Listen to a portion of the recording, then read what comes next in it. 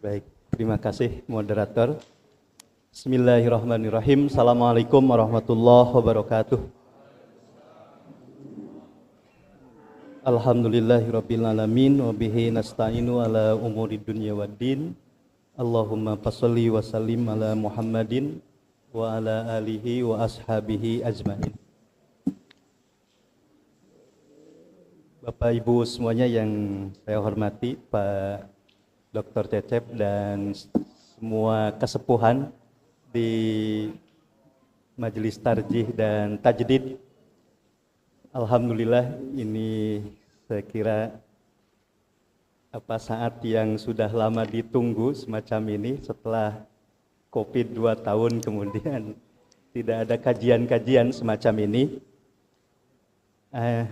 Ini menarik, saya menyampaikan terlebih dahulu. Kalau tadi mungkin banyak berkaitan dengan persoalan practical guidance gitu ya, pemikiran-pemikiran yang bersifat praktis atau kajian yang bersifat praktis tentang fikih. Saya melihat tema yang kedua ini lebih kepada visi dan pemikirannya gitu ya. Bagaimana Muhammadiyah dan Salafi dibandingkan berkait dengan banyak aspek, dan ini bagian dari pemikiran atau visi yang penting untuk dikembangkan agar juga tidak sebenarnya spirit atau semangatnya mengembangkan satu toleransi dalam perbedaan-perbedaan itu, seperti tadi prinsip tanawu kebermacaman itu. Nah, Bapak Ibu semuanya, karena waktu yang terbatas saya tidak membaca makalah. Nanti bisa dibaca saya, itu bagian yang belum saya update dari buku, tetapi itu bisa menjadi dasar saja untuk pemikiran tentang perbandingan Salafi dan Muhammadiyah. Nah, saya ingin mengawali untuk lebih menyamakan siapa Salafi itu. Yang saya ketahui, yang saya baca, ini referensinya tidak terlalu banyak kitab ya. Yang saya tulis banyak ensiklopedinya. Dari ensiklopedi riset terutama, Salafi itu kalau mengikuti Al-Quran, dalam beberapa ayat, ada 6 atau sampai mungkin 7 ayat memuat kata salapa, aslabtum dan yang lain itu selalu diartikan yang terdahulu atau yang telah lewat gitu ya. Salapa itu misalnya pamangja mau'idhah mir rabbihi pangtaha falahu masalapa, ini diartikan selalu sesuatu yang telah lewat atau sesuatu yang telah terdahulu. Dalam konsep pemikiran Islam atau gerakan Islam, salapa atau salafiyah itu seringkali dirujuk kepada satu kelompok atau gerakan Islam yang melekatkan dirinya kepada generasi dulu gitu ya, masalaf itu generasi dulu, atau lebih tepatnya pendahulu yang sholih, salafus sholih, yang argumen atau dasar normatifnya selalu pada hadis khairu ummati, ini sangat banyak hadisnya, ada khairul qurun, ada khairu ummati, tetapi saya melihat membaca yang lebih mungkin diterima oleh kita, hadis dari Bukhari, karena banyak juga hadis yang lemahnya gitu ya, khairul qurun itu. Khairu ummati qarni tsummal ladina yalunahum. ini disarah oleh beberapa ahli hadis bahwa hadis ini berkait dengan 3 generasi awal, nabi, sahabat, kemudian tabi'in dan tabi'ut tabi'in gitu. Jadi salafi dalam pengertian ini adalah kelompok atau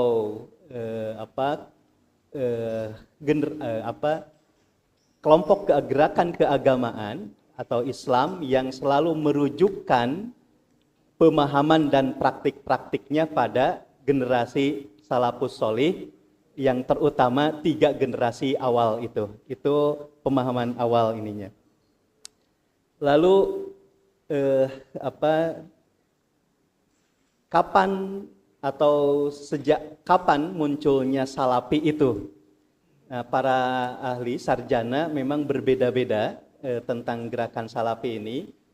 Pasca Nabi dan salafus sholih yang tadi itu sebenarnya tidak dikenal istilah salafi-salafiyah. Malah Al-Buti itu, Ramadan Al-Buti malah menyebut istilah itu baru muncul pada abad ke-19 gitu ya. Istilah itunya sendiri. Nah, tetapi kenapa itu muncul pada abad diklaim oleh Salafi Wahabi sebagai Salafi juga itu ya.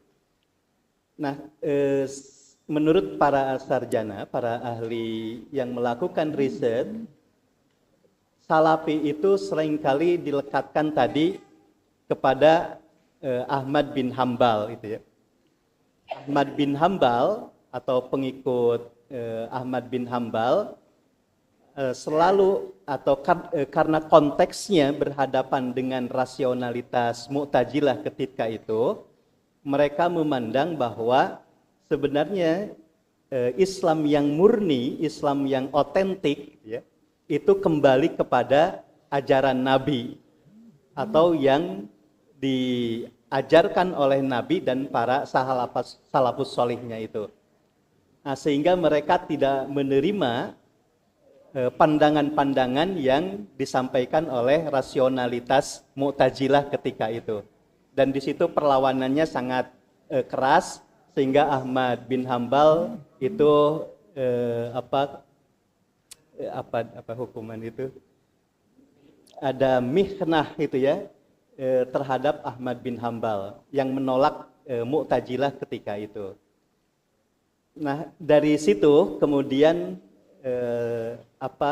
gagasan-gagasan atau ide-ide tentang kembali kepada salafus sholih itu diperkuat dan dipertajam sentuhan intelektualnya oleh Ibnu Taimiyah dan muridnya Jauziyah, Imam Jauziyah.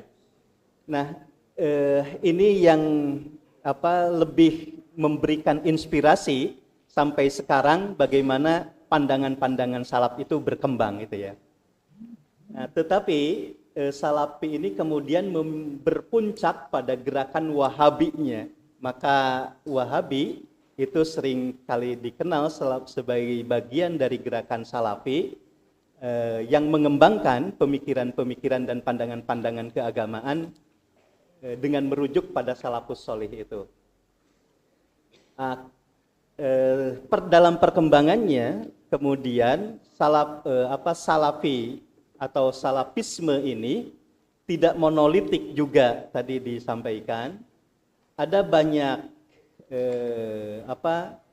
varian yang berkembang di dalam gerakan salafi ini. Misalnya Tariq Ramadan itu dalam Western Muslim itu dia menulis bahwa salafi itu sering dikenal ada salafi literalis katanya gitu ya. Ada salafi politis, literalis politis, ada salafi reformis gitu ya. 3 ini. Nah, kalau Quintan itu dia nulisnya ada salafi puritan katanya, ada salafi politik, ada salafi jihadis gitu. Lalu kalau Umayyah Abdul Latif dia nulisnya ada salafiyah ilmiah, as-salafiyah al-ilmiah gitu ya. Kemudian ada Salafi Al-Harokiyah ini termasuk Salafi Islahiyah gitu ya. Salafi reformis itu di Harokiyah. Kemudian ada As-Salafi Al-Jihadiyah itu ya. Salafi Jihadiyah. Artinya sekali lagi dalam sejarah, perkembangan sejarah, Salafi itu tidak monolitik tapi beragam gitu ya dalam perkembangannya. Nah, termasuk nanti saya membaca Madawi Rashid. Madawi Rashid juga mengembangkan bahwa Salafi yang berkembang di Wahabi pun itu tidak monolitik dalam perkembangan hari ini. Apalagi setelah Raja Salman melakukan banyak pembaruan-pembaruan di Arab Saudi hari ini gitu ya. Beragam Salafi Wahabi berkembang. Termasuk berkembangnya Salafi Wahabi Sahwi sampai kepada Islahinya itu. Ini perkembangan ininya. Dan sampai hari ini terus gitu ya gerakan Islam Salafi itu berkembang dan meluas ke berbagai negara, termasuk berpengaruh di Indonesia. Itu perkembangan sepintas ya tentang Salafi itu. Lalu apa doktrinnya? Nah, ini yang mungkin ini Bapak Ibu semuanya penting untuk didiskusikan. Yang saya banyak melihat ini membaca. Pertama, secara teologi gitu ya, teologi salaf ini selalu menekankan pada ketauhidan yang ketat gitu ya. Dan ini dari aspek ini sesungguhnya tidak terlalu berbeda antara Muhammadiyah dengan Salafi ini gitu ya. Misalnya dari sisi akidah, Salafi itu mengembangkan atau selalu ya dalam kitab-kitab yang selalu dirujuk tentang kitab Tauhid dari Muhammad bin Abdul Wahhab itu ada 3 konsep dasar tentang Tauhid bisa gitu ya. Tauhid uluhiyah, Tauhid rububiyah, dan Tauhid asma wa sifat. Itu yang paling dasar dari tauhidnya itu. Nah, kemudian ada juga konsep tentang kufur. Ini juga tentang teologinya yang juga penting untuk didiskusikan nanti. Konsep kufur di dalam Salafi itu memiliki interpretasi juga yang berbeda. Antara lain konsep yang dikembangkannya ada sihatuddin gitu ya, ada wajibuddin dan ada kamaluddin misalnya. Ini konsep-konsep dasarnya. Konsep-konsep kuncinya gitu ya.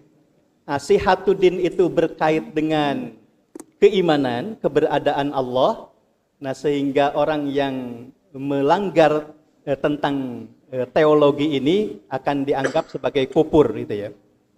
Nah, sementara wajibuddin, kewajiban agama, ini yang berkait dengan kewajiban agama, tidak sampai pada kekufuran, tetapi dia berdosa besar gitu ya, al-kabair.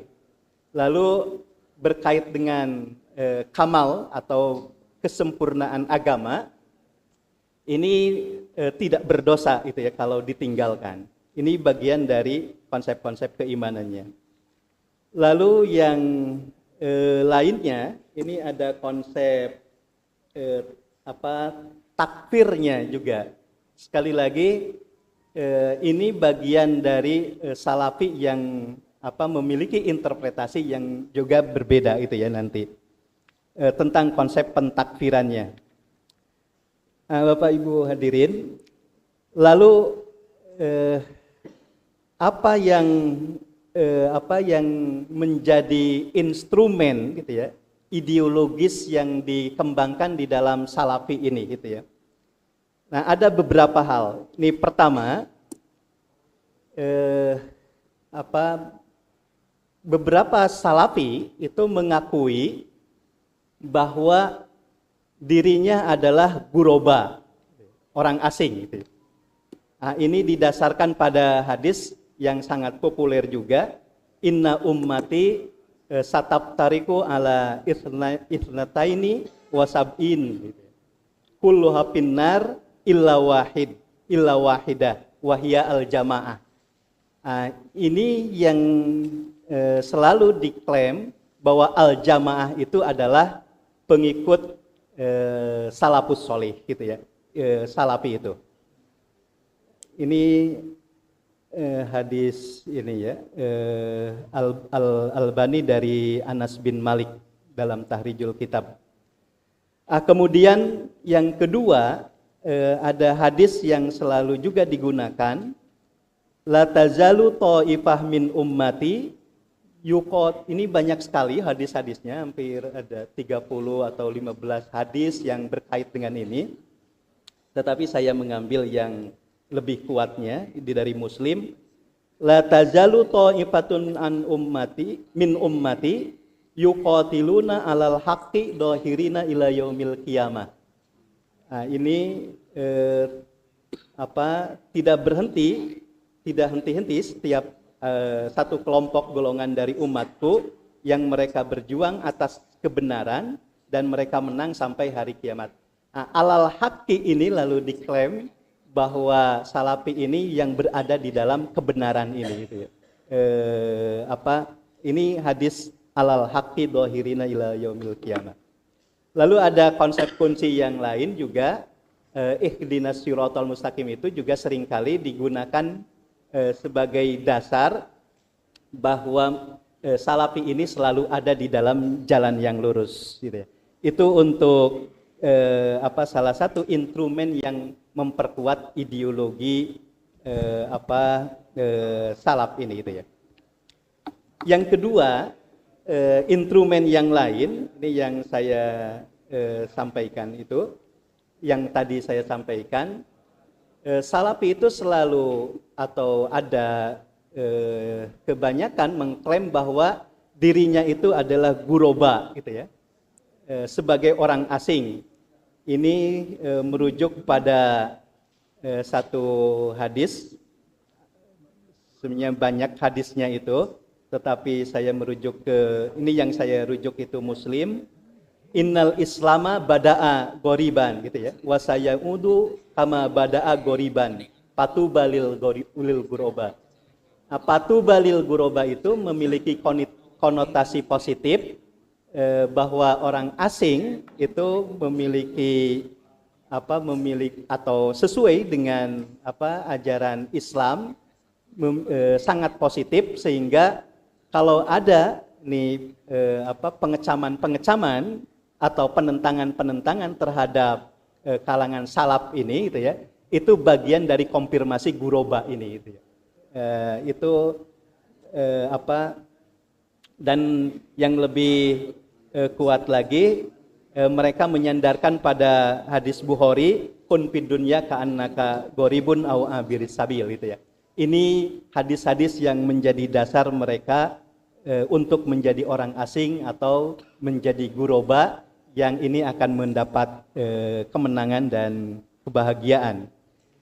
Lalu dari situ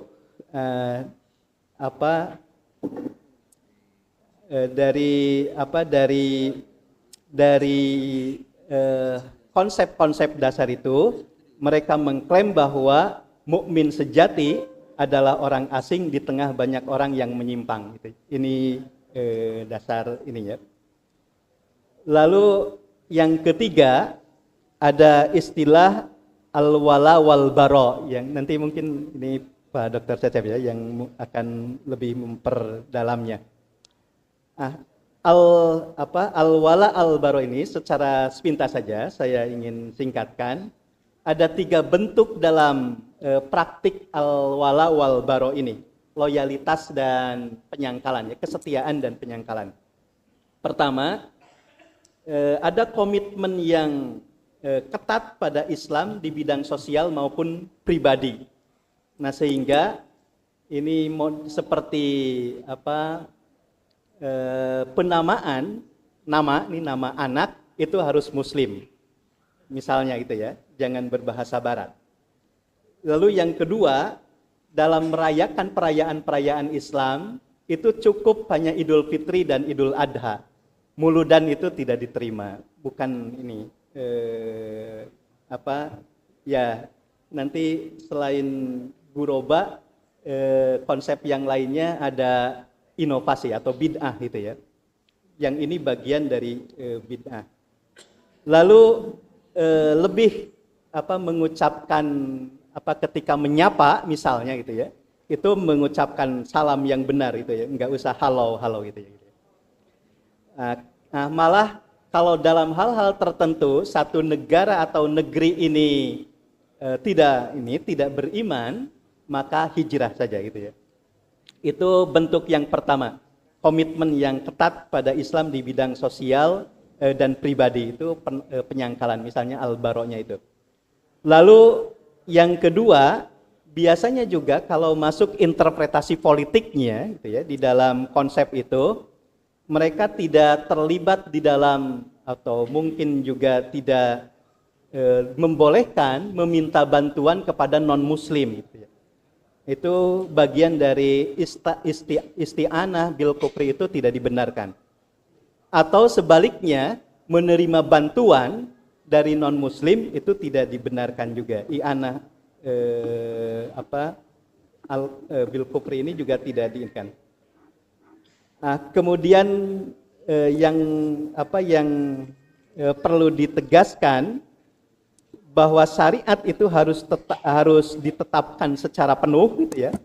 Nah, kemudian hukum buatan manusia harus ditolak mentah-mentah. Itu berkait dengan kesetiaan umat Islam pada Allah, kemudian pada Islam dan pada Muslim secara umum. Nah, sepintas itu saja bagian yang mungkin saya ingin sampaikan. Lalu bagaimana salafisme ini di dalam praktiknya, gitu ya? Nah, di dalam manhajnya, di dalam manhaj ini ini yang nanti beragam. Di dalam manhaj, terutama memahami Al-Quran, Salafi ini cenderung mengembangkan literal tekstual, gitu ya. Nah, ini bisa dipahami sekali lagi karena Salafi sejak awal memang menolak rasionalitas fikih, gitu ya, atau spekulasi ilmu kalam, gitu ya, atau juga menolak interpretasi metaforis atau interpretasi takwil dari kalangan tasawuf atau Syiah itu, gitu ya. Itu literal. Di dalam manhaj ibadahnya, ritualnya cenderung menjauhi apa yang mungkin disebut sebagai pemujaan terhadap wali misalnya dan yang lain-lain, gitu ya.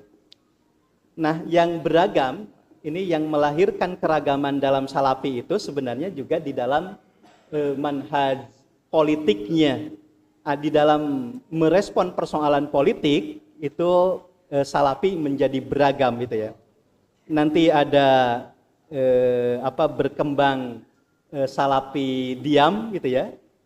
Salafi diam itu dia tidak terlibat di dalam demonstrasi politik apapun. Yang penting itu pendidikan dan dakwah, gitu ya. Itu Salafi diam.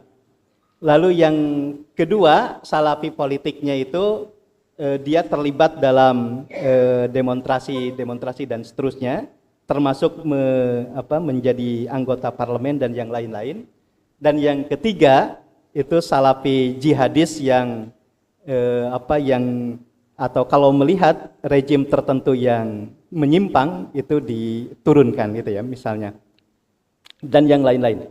Lalu juga Salafi diam juga lalu beragam bentuknya juga, variannya. Ada Salafi alofisnya, elofis, gitu ya. Ada loyalis dan ada propaganda. Ini istilah-istilah sekali lagi dalam istilah yang sarjana-sarjana yang melakukan riset terhadap Salafi ini. Oke. Ini terakhir, bagaimana perbedaannya dengan Muhammadiyah? Ya. Menurut pembacaan saya, kalau nanti membedakan dalam beberapa aspek, dalam akidah yang sekali lagi titik persentuhannya sangat banyak juga dalam persoalan tauhid, karena semua kelompok atau semua gerakan keagamaan selalu mendasarkan pada tauhid. Tetapi Muhammadiyah lebih melangkah agak jauh dalam pemikiran tentang tauhidnya. Misalnya Muhammadiyah mengembangkan tauhid sosial dan teologi al-ma'un. Ini yang mungkin berbeda dengan teologi atau tauhidnya Salafi, yang kalau secara sederhana saya melihat Salafi itu lebih menekankan pada aspek pemurnian tentang ketuhanannya, sementara Muhammadiyah lebih melangkah jauh dari itu, mengembangkan pembebasan kemanusiaannya, gitu ya, tentang kaum du'afa dan yang lain-lain. Lalu yang kedua, dalam persoalan etika, karena tadi doktrin atau konsepnya misalnya tentang al-wala wal bara, mereka antara lain lebih bersifat eksklusif, gitu ya. Tidak mau menerima bantuan non-muslim atau menerima bantuan dari non-muslim dan yang lainnya itu. Nah, sementara Muhammadiyah di dalam pedoman hidup Islaminya justru mengembangkan toleransi dan kehidupan yang toleran terhadap non-muslim, gitu ya. Itu dalam hal etika misalnya, gitu ya. Salah satunya. Kemudian di dalam seni juga sama. Muhammadiyah mengembangkan seni yang terbuka, tetapi dengan rambu-rambu tidak fasad, tidak isyan, tidak doror, gitu ya, rambu-rambunya. Lalu yang berbeda konsep di etikanya itu tentang hijrah, takfir dan jihad. Muhammadiyah tidak mengembangkan etika hijrah dan jihad dalam pengertian Salafi, termasuk juga jihad dalam pengertian Salafi tertentu, gitu ya. Itu perbedaan yang saya baca berkait dengan persoalan etika. Nah, tetapi dalam hal etika Islam murni itu sama, bahwa Muhammadiyah Salafi menolak TBC, gitu ya, itu sama, identik. Ada persentuhan gitu. Lalu di dalam pandangan keagamaannya, ini saya singkat, kalau meskipun Muhammadiyah dan Salafi itu menekankan tentang Islam yang paling baik, Islam final, Islam sempurna, tetapi dalam interpretasinya, kontekstualisasinya berbeda. Kalau Muhammadiyah tadi mengikuti tarik Ramadan itu lebih kepada Salafi reformis dengan mengembangkan teologi Islam berkemajuan, maka di Salafi pada umumnya itu tidak terlalu terbaca tentang bagaimana Islam berkemajuannya atau teologi Islamnya itu, karena Salafi itu lebih kepada literalis. Lalu yang terakhir, ini manhajnya. Kalau mau melihat manhajnya, ini kontrasnya sangat kuat sekali. Kalau di dalam Salafi yang dikembangkan tadi manhaj memahami agamanya itu literal tekstual, gitu ya, atau skripturalis katakanlah. Menolak rasionalitas Asy'ariyah atau Maturidiyah, gitu ya. Lalu menolak teologi spekulatif Mu'tazilah, menolak juga interpretasi metaforis. Nah, Muhammadiyah sejauh lebih mengembangkan jauh dengan misalnya menerima pendekatan bayani, burhani, irfani. Itu berbeda agak jauh. Berbeda jauh dengan pendekatan literal tekstualnya Salafi. Kemudian juga belakangan Muhammadiyah selain mengembangkan bayani, burhani, irfani, juga mengembangkan prinsip-prinsip di dalam penetapan hukum, misalnya al-qiyas, al-qiyam, al-asasiyah misalnya, al-usul, al-kulliyah. Penerapan tentang prinsip-prinsip ini sebenarnya memberikan pembeda dengan apa yang dijelaskan dalam Salafi. Bagaimana praktiknya, perbedaan praktisnya? Ini kalau dilihat, saya membaca dua hal. Di dalam hal hubungan agama jelas berbeda. Hubungan agama dengan non-muslim, antara Muhammadiyah dan Salafi jelas berbeda. Lalu tentang perempuan, kalau Muhammadiyah itu lebih lebih equal gitu ya, mengakui tentang kesetaraan, kemudian memberikan pilihan yang bebas, apakah perempuan itu bekerja di wilayah domestik atau publik. Nah, Salafi lebih kuat pada domestiknya, di rumah, perempuan itu di rumah gitu ya.